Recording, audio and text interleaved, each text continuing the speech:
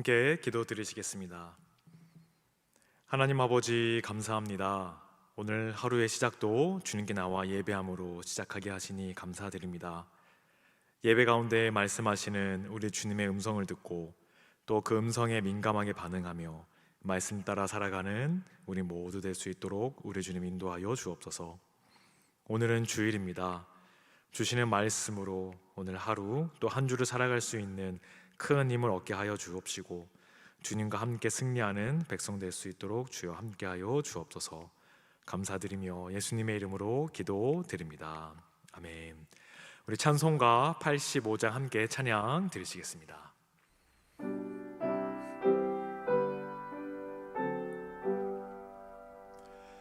구주를 생각만 해도 이렇게 좋거든. 주 얼굴 배울 때야 얼마나 좋으랴. 만민의 구주 예수의 귀하신 이름은 점지에 있는 이름 중 비할 데 없도다. 참 회개하는 자에게 소망이 되시고 구하고 참는 자에게 기쁨이 되신다. 예수의 넓은 사랑을 어찌 다 말하랴. 주 사랑 받은 사람만 그 사랑 알도다. 사랑의 구주 예수여 내 기쁨 되시고 이제로부터 영원히 영광이 되소서.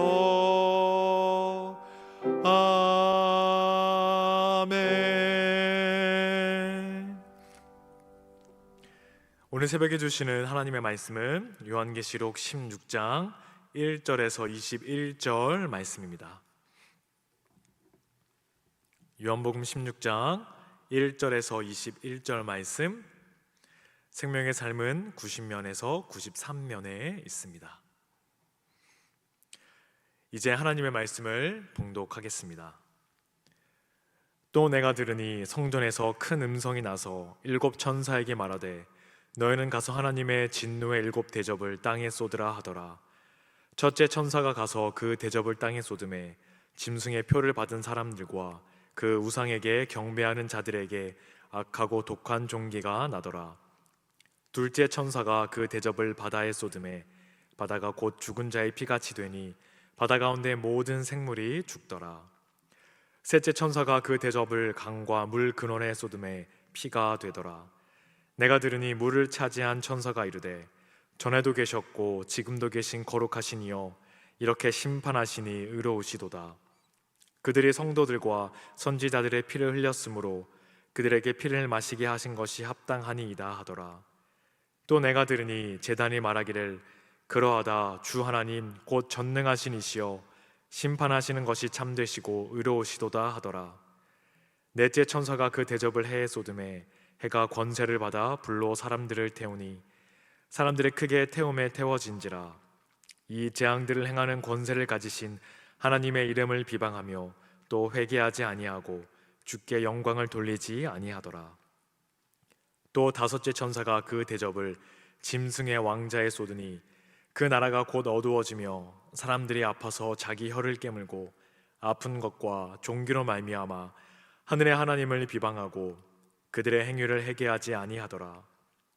또 여섯째 천사가 그 대접을 큰 강 유브라데에 쏟음에 강물이 말라서 동방에서 오는 왕들의 길이 예비되었더라. 또 내가 보매 개구리 같은 새 더러운 영이 용의 입과 짐승의 입과 거짓 선지자의 입에서 나오니 그들은 귀신의 영이라. 이적을 행하여 온 천하 왕들에게 가서 하나님 곧 전능하신 이 큰 날에 있을 전쟁을 위하여 그들을 모으더라. 보라, 내가 도둑같이 오리니 누구든지 깨어 자기 옷을 지켜 벌거벗고 다니지 아니하면 자기의 부끄러움을 보이지 아니하는 자는 복이 있도다. 새 영이 히브리어로 아마겟돈이라 하는 곳으로 왕들을 모으더라. 일곱째 천사가 그 대접을 공중에 쏟음에 큰 음성이 성전에서 보좌로부터 나서 이르되 되었다 하시니 번개와 음성들과 우레소리가 있고 또 큰 지진이 있어 얼마나 큰지 사람이 땅에 있어 온 이래로 이같이 큰 지진이 없었더라. 큰 성이 세 갈래로 갈라지고 만궁의 성들도 무너지니 큰 성 바벨론이 하나님 앞에 기억하신 바 되어 그의 맹렬한 진노의 포도주 잔을 받음에 그 섬도 없어지고 산악도 간데 없더라. 또 무게가 한 달란트나 되는 큰 우박이 하늘로부터 사람들에게 내림에 사람들이 그 우박의 재앙 때문에 하나님을 비방하니 그 재앙이 심히 크미러라. 아멘. 이 말씀은 살아계신 하나님의 말씀입니다. 오늘 새벽에 이 자리에 나오신 사랑하는 성도님들, 예수님의 이름으로 환영하고 축복합니다. 인생을 살아가다 보면 마지막 심판대가 언제인지 때로는 궁금할 때가 있습니다. 그러나 그날은 오직 우리 하나님 아버지께서만 아십니다. 우리는 심판의 때를 궁금하게 여기기보다는 우리를 그 향하신 하나님의 뜻이 무엇인지 분별하고 또 그 하나님의 뜻대로 살아가려고 우리는 노력해야 합니다. 오늘과 같이 기후위기가 심화되면서 사람들 중에는 지구의 종말이 곧 오는 것은 아닌지 두렵다라고 말하는 사람들이 있습니다. 그러나 우리가 느끼는 바와 상관없이 어느 누구도 주님이 오실 날은 알 수 없습니다. 마지막 심판은 반드시 임할 것이지만 그 시기는 예수님조차 모른다고 말씀하셨습니다. 오직 하늘에 계신 아버지만 아신다 말씀하셨죠. 마태복음 24장은 그날을 노아의 홍수 때에 비유하고 있습니다. 노아가 방주에 들어가던 날까지 사람들은 아무것도 모른 채 일상을 그대로 살았죠. 그러기에 성도들은 언제든지 담대히 주님 앞에 설 수 있도록 거룩한 옷을 입고 주님을 기다리는 일에 우리는 집중을 해야 합니다. 느헤미야는 이 영역에서 좋은 본을 보여주고 있습니다. 유다 백성의 성벽 재건을 회방하던 무리가 공격할 조짐을 보이자 느헤미야는 파수꾼들을 세워 밤낮으로 성을 지키도록 했습니다. 백성들은 낮에는 성벽 재건 공사를, 밤에는 적들을 경계하는 일을 늦추지 않았습니다. 그들은 밤에 자는 동안에도 옷을 벗지 않았고 창을 놓지 않았습니다. 우리는 하나님의 전신갑주를 갖추고 그리스도의 본을 따르는 제자의 삶을 살아야 합니다. 가정과 직장 그리고 교회를 막론하고 주님이 기대하시는 옷을 입고 깨어 있어야 합니다. 백성들이 자는 동안에도 옷을 벗지 않고 잠을 잤던 것처럼 말입니다. 마귀는 우리에게 주님의 옷을 벗고 욕망을 따라 살라고 유혹을 하고 있습니다. 그러나 마지막 심판 때까지 우리는 영적 전투를 치르는 군사라는 사실을 기억하고 그러한 마귀의 사단의 속임수에 넘어가지 말아야 합니다. 언제일지 모르는 그 주님의 심판 앞에 기름을 준비한 슬기로운 처녀들처럼 주님의 마지막 심판의 때를 준비하시는 저와 여러분 되시기를 주님의 이름으로 축복합니다. 오늘 본문에서는 마지막 7 대접 재앙이 본격적으로 시작이 되고 있습니다. 7 대접 심판은 7 심판 시리즈의 마지막 시리즈로 7인, 7 나팔과 시간적으로 병행을 이루고 있습니다. 즉 7 대접도 그리스도의 부활부터 재림 사이에 발생할 사건입니다. 그리스도의 재림 직전 자연 세계와 정치 세계와 모든 것을 끝낼 7 재앙을 통해 점진적으로 시작된 하나님의 진도가 모든 영역에게 쏟아져 철저하게 종결됨을 우리는 확인할 수 있습니다.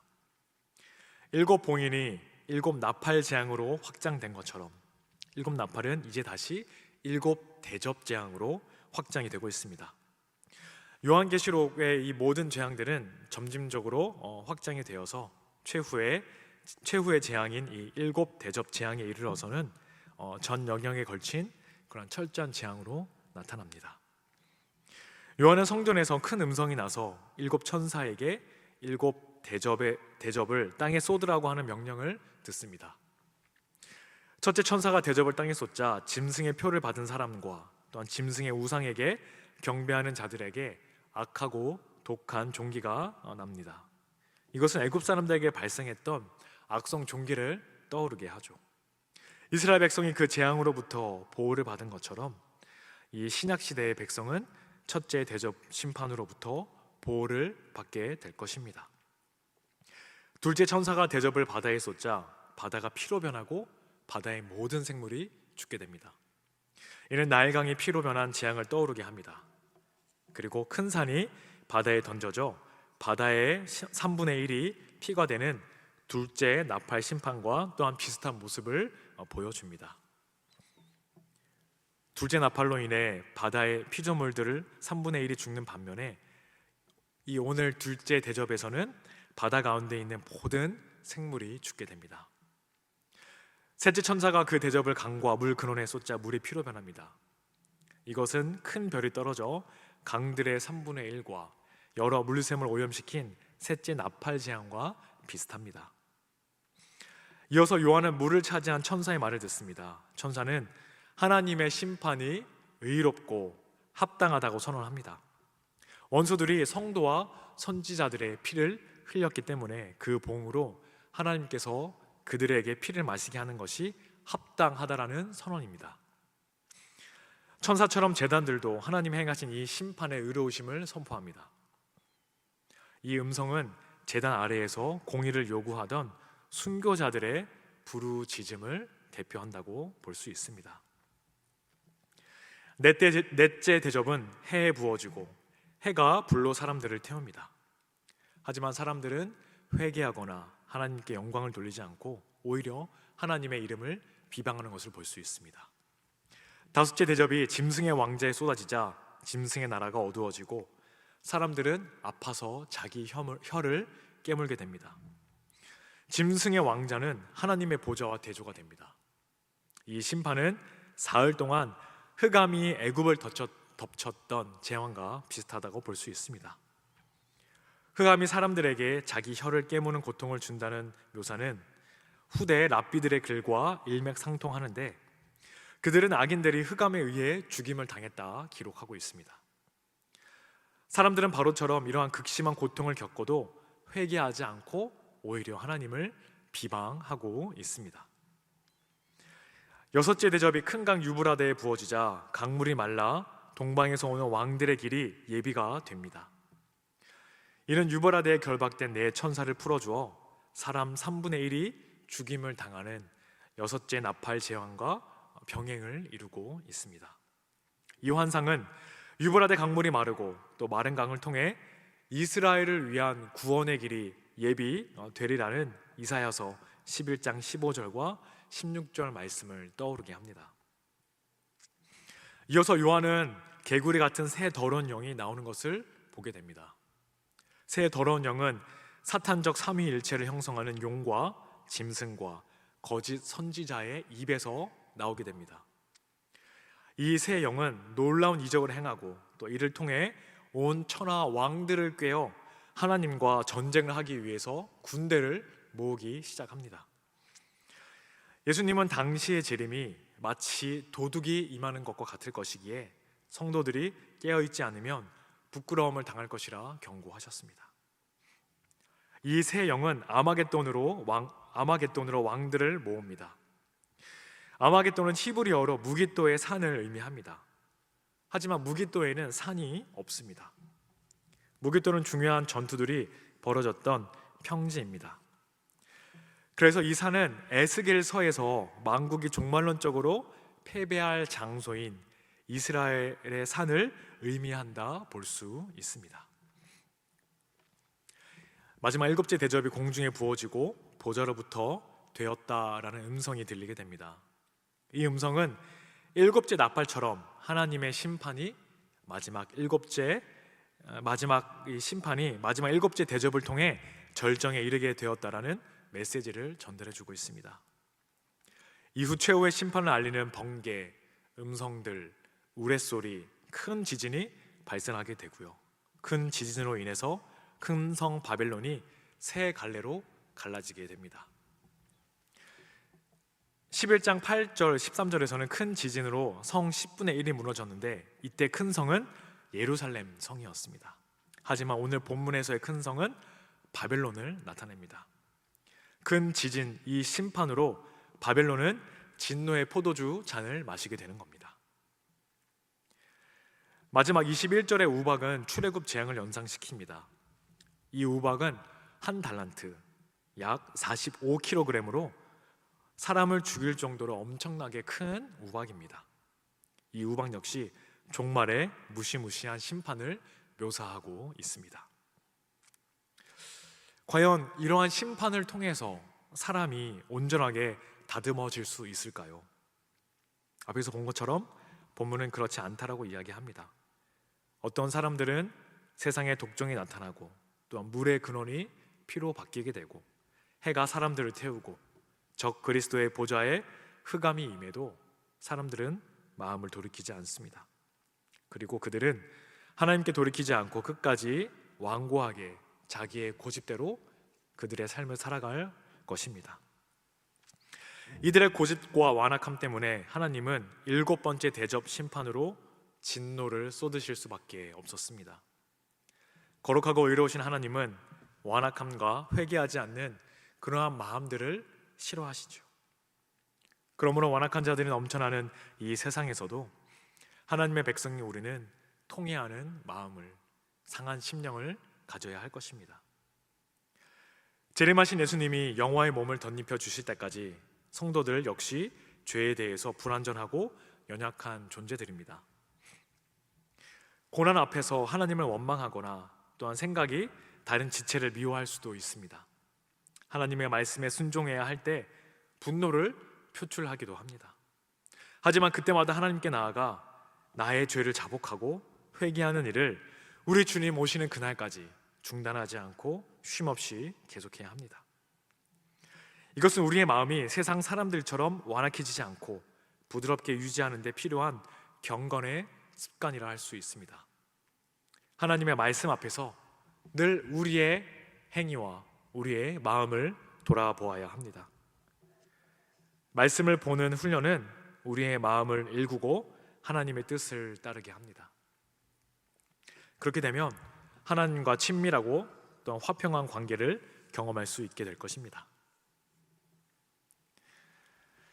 세상 사람들, 이 세상을 살아가는 사람들은 마지막 때가 언제인지 궁금하게 여깁니다.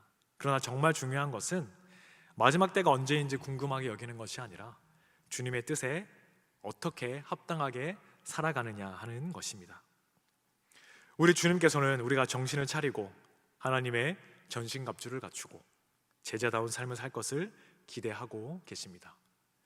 그리고 죄를 회개하는 부드러운 마음을 요구하십니다. 이러한 모습으로 깨어있는 자에게는 주님의 날을 기쁨으로 충만한 날이 될 것입니다. 그렇게 준비된 모습으로 주님의 날을 맞이하시는 저와 여러분 되시기를 주님의 이름으로 축복합니다. 기도하겠습니다. 하나님, 오늘 하루도 말씀으로 시작을 하게 하시니 감사합니다. 이 말씀을 가지고 오늘 하루 승리하는 삶을 살아갈 수 있도록 우리 주님 인도하여 주시옵소서. 주님께서 우리에게 마지막 날에 반드시 심판이 있을 것이라 말씀하셨습니다. 기름을 준비한 슬기로운 처녀들처럼 주님 오시는 날을 예비하는 우리가 될 수 있도록 인도하여 주옵소서. 고은 올로 목사님 건강 지켜주시고 다시금 회복시켜 주셔서 주님의 일들을 감당하는 귀한 목회자로 서실 수 있도록 우리 하나님 함께하여 주옵소서. 허요만 담임 목사님 안산제일교회의 말씀으로 든든히 세워가시도록 성령으로 충만하게 인도하여 주옵소서. 24년도를 마무리하고 있습니다. 올 한 해를 잘 마무리하게 하시고 다가오는 2025년도 주님과 함께 동행하는 한 해가 될 수 있도록 우리 하나님 인도하여 주옵소서. 감사의 마음으로 귀한 예물 우리 주님께 드립니다. 주님께서 주신 것 다시 주님께 드리오니 우리의 예물을 받아주시고 하늘의 복으로 채워 주옵소서. 이 예물을 통해 하나님의 선한 사역에 귀하게 사용되길 원합니다. 오늘 하루를 주님께 의지하며 예수님의 이름으로 기도드립니다. 아멘. 하늘에 계신 우리 아버지, 아버지의 이름을 거룩하게 하시며 아버지의 나라가 오게 하시며 아버지의 뜻이 하늘에서와 같이 땅에서도 이루어지게 하소서. 오늘 우리에게 일용할 양식을 주시고 우리가 우리에게 잘못한 사람을 용서하여 준 것 같이 우리 죄를 용서하여 주시고 우리를 시험에 빠지지 않게 하시고 악에서 구하소서. 나라와 권능과 영광이 영원의 아버지의 것입니다. 아멘. 이 시간 기도하실 때에 나라와 민족, 교회를 위해 그리고 오늘 말씀을 놓고 계속해서 기도의 자리로 나아갑니다.